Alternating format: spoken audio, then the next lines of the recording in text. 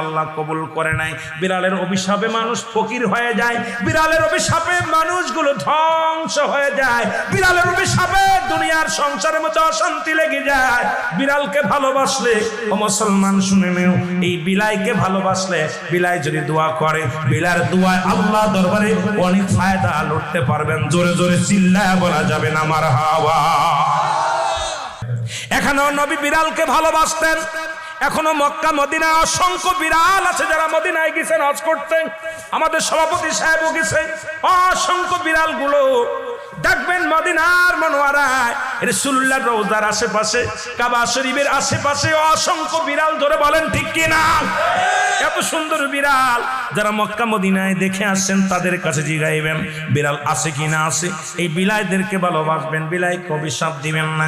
একবার এক মহিলা অমুসলমান রাসূলুল্লাহর কদমের মধ্যে একজন বিড়ালকে বিষ পান